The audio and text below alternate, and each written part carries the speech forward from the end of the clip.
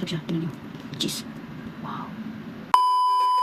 Hello po mga kakitsay. So ayan, meron nga akong biniling itong colorful na kape. Kape ba to? Kasi na nakita ko coffee. So bumili ako. Tapos tinimplahan ko yung isa. Hindi ko alam. Akala ko para kasing tea yung style niya. And then nilagay ko siya sa tubig. Ginawa kong tea. Gaya ng style ng tea. Hindi ko nakita dun sa gilid niya yung instruction niya kung paano to timplahin. Yun, na-ignore ako. Sabi ko, babasura ko siya. Tapos nakita ni amo. Sabi niya, ganito yan. Masarap yan. Sabi niya, yan, tinuruan niya ako. I-open mo daw siya ng ganyan. Tignan mo kasi para siyang tea. Akala ko naman tea. Kasi yung kape ko, yung mga kopi ko, mga ganun lang 3-in-1. First time kong nagbili ng ganyan kasi nakita ko nga colorful siya. Ayan, ganyan pala yung gagawin. Ilagay dun sa baso yung papel para hindi siya mahulog. Yan, ganyan ma-open and then lagyan siya ng tubig sa gitna. Oh, na-ignore ako dito.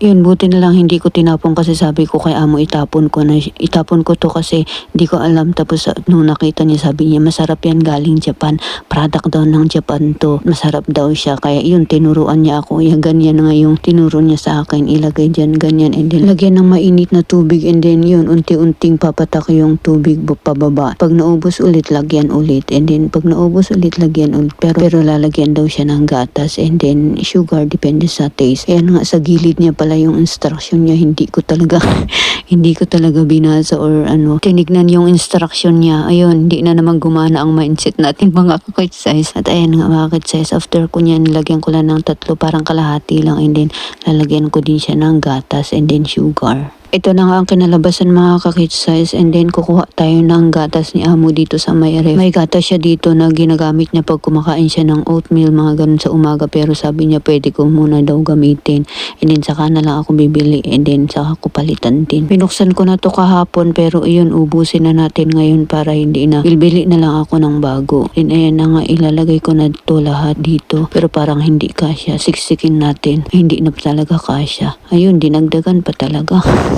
Siniksik pa talaga, ayan, pero nagkasya naman para hindi masayang kung tatapon din yung konti, di ba? At dahil magkakape tayo mga kids size, may binigay si amo na ganyan, tapos may natira pa siya na isa, bali 4 siya lahat. Din yun, may natira pang isa, kainin natin sa pero sobrang sarap nito. Hindi ko alam kung saan siya bumili. Kaibigan niya pala yung bumili, tapos binigay niya sa akin. Bali 2 box, pero yung isang box dinala ko nung nag-day off ako. Ito, yun, shinare ko sa kaibigan ko. And then ito naman, iniwan ko, sabi ko kakainin ko na lang kapag mag-breakfast ako. Ayun, inuunti-unti kong kinain hanggang sa nag-iisa na lang yung natira mga kids. And ito, cheese siya sa loob and then yung balot niya is parang yung nagiling na karne and then ayan, super sarap niya mga kids. Super cheesy. Tignan niyo, puro cheese siya sa loob and then karne yung nasa top niya.